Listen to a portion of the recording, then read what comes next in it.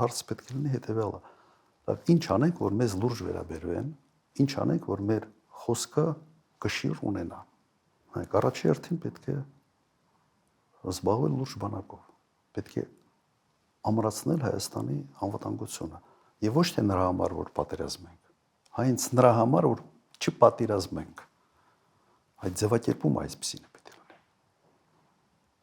Որտեւ երբ սովորաբար հատկապես երբ ես խոսում եմ բանակի ուժեղության մասին, փորձում են մեղադրել, որ այ մտքին ուրիշ է, չէ՞։ Հիմա շատ բարձ հարց։ Լավ, Եվրոպայի կենտրոնում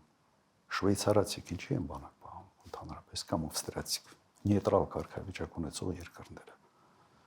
Ամեն երկրում են մոտ 140,000 ռեզերվիստներ, որոնք զենքն ունի Շվեյցարիան տունն է պահում։ Եվ բարբերաբար գնում են զորավարժությունների, սովորացնում են իրենց։ Ինչի համար են անում։ Մարտունակ բանակ առաջի համար հենց նրա համար է, որ պատերազմ չլինի։ Եվ պետք է դրանով լուրջ զբաղվել։ Ես չեմ տեսնում, որ այսօր Հայաստանը դրանով զբաղվում է։